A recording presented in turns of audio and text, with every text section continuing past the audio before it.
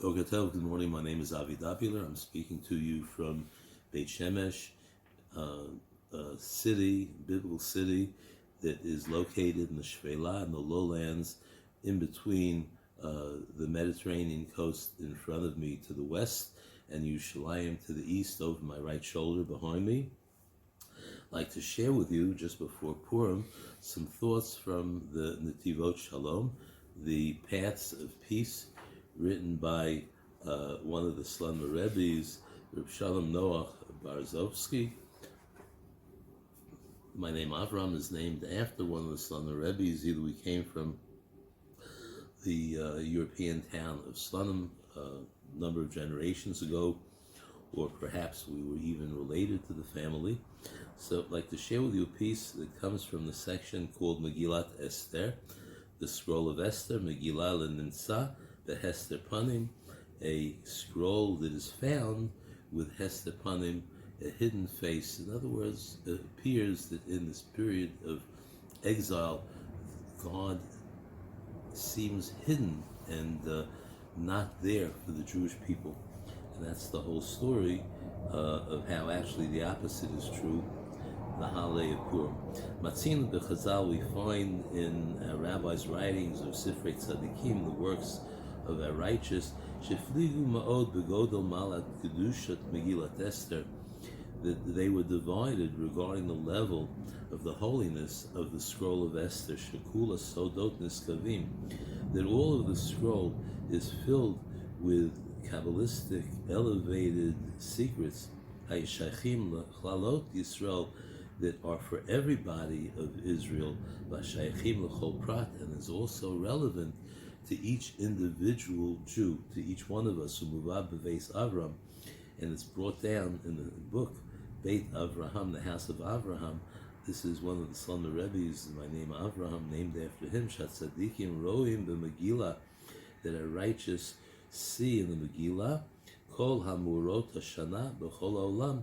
We can see all of the happenings of the year, of the entire world, hidden, written, embedded in the scroll of Esther. Rav Kadosh Reb Baruch Mimezhibos, and the holy Hasidic Rebbe Reb Baruch of Mezhibos, Amar B'Perush, he said in his commentary, Ma'amar Chazal, what our rabbis said in Megillah, in the Gemara, Talmud, Masechet Megillah, Yud Zayin, on the 17th page, the first side, HaKoreh HaMegillah Mafreya Lo Yatsa. If a person read the Megillah haphazardly, not in order, he has not fulfilled his obligation. Vayinu, that's to say, Misha Savur, Shezemaisa Shahaya Milifnim, that if a person thinks that this is a story, an incident that happened way back then and has no relevance to us to today, it's gross error, and he has not fulfilled his obligation. Ki b'chol dor v'shana, each generation, each year, tzarich largish, we all have to feel ki ilu ze over akshav. The incidents, the concepts of the incidents, as if it happened to us, we go through it even today.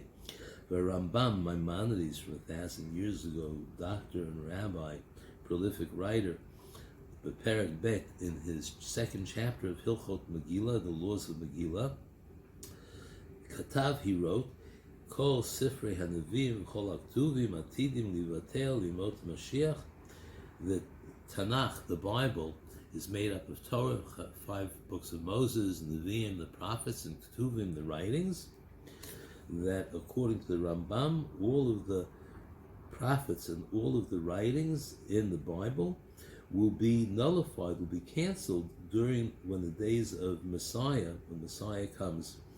Chutz mi Megillat Esther, except, remarkably, Megillat Esther, the scroll of Esther. Harei hi kayemet ki chamisha chumshei Torah u'kilchot shel Torah sheba'al peh she'enan b'telim lo'lam. It has the same level of eternity as the 5 books of Moses and the laws that are told to us in the oral law in the Talmud, that will never be nullified. V'harei shedargat Megillat Esther hi lemala minavim uktuvim, which it tells us, it informs us that the scroll of Esther is on such a level higher than even all of the prophets and all of the writings. V'yesh litbonen lefi mu'ut sichlenu. We have to contemplate with our limited intelligence. Ma inyan ha-Megillah, what is this matter of the Megillah, hashayach lechlal uleprat al derech avodah? What is relevant to us, to the general Jewish population and to each individual Jew?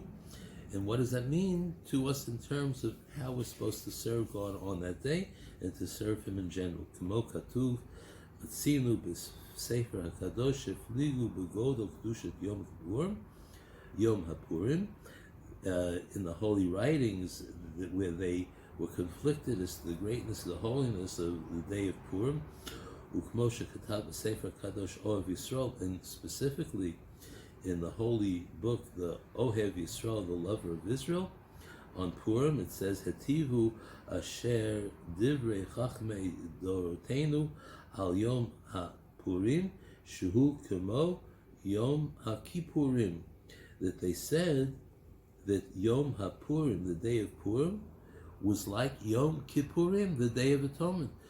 For a Jew, if you ask someone what is the holiest day of the year, they'll tell you Yom HaKippurim, the day of atonement, when we fast a whole entire day and we beg that Hashem should forgive us for our transgressions of the year.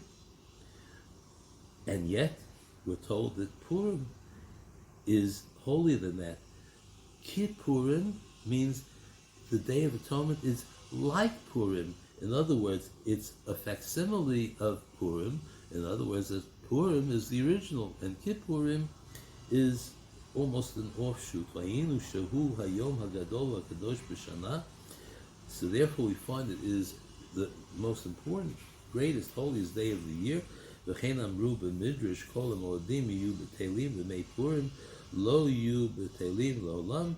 So they continue and they write in the midrash that all of the holidays of the year will be canceled except for Purim, that will never ever be canceled. Ma ra'u kol kacha la'agdil v'godel erech yom ha'purim yoter mikol ha'moadim.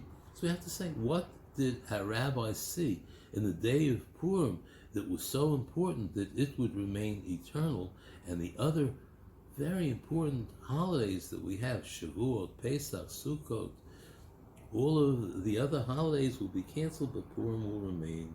That's our question for us. So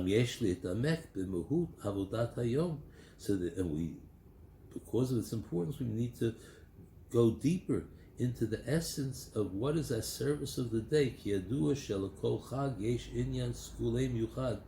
We do know that each and every holiday have some kind of fortuitous symbolism that is eternal, that relates to the time when the incident first occurred, and it continues on throughout the ages, even till today.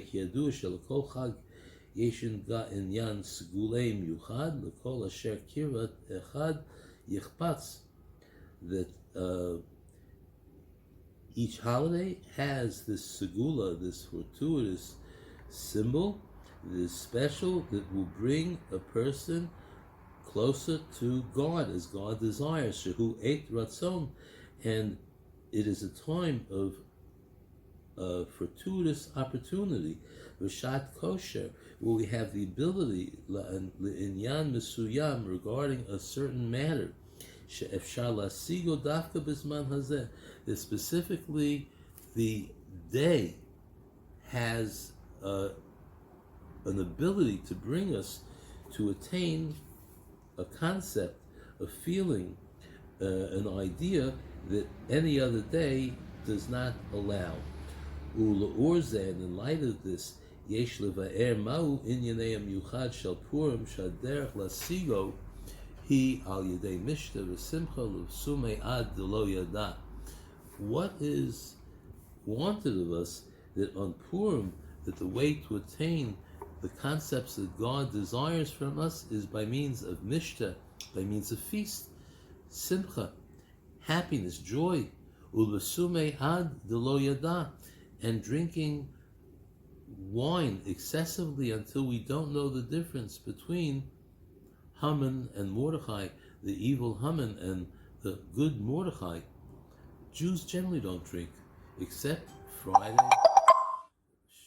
night to sanctify Hashem's name in Kiddush, sanctify God's name Shabbos lunch before the meal, for a brit milah, for a wedding, for a circumcision, a chatunah, and on important occasions. But we only have a certain amount, never to lose our knowledge, our wisdom, to get drunk. But we are told that we should drink a bit more on Purim. We also have the commandments of Mishloach Manot, to give our friends presents, to bring everyone closer, to have a unity of friendship, a camaraderie, matanot le'avyonim, and to recognize our responsibility to the poor, to give presents to the poor, to enable them to also celebrate and enjoy the holiday of Purim. She'ein mitzvot ke'elu b'shar chagim. We don't have commandments like this on other holidays. V'chein yesh lahavin. So we have to understand the shaychut kol mitzvot elu. What is the relevance of all these commandments? The inyan mechiat Amalek, and how do these observances relate to erasing Amalek, who was the first nation that attacked us after we left Egypt, after the entire world saw, felt, heard the 10 plagues and the splitting of the Red Sea that God did for us to take an entire people out of the bondage of Egyptian slavery. And this idea of erasing Amalek, eliminating the danger of Amalek, which afflicts us in every generation, this is the ikar, the essence of the matters of Purim. So these have to be gone into. I raise the issues with you, and I wish you a Chag Purim Sameach.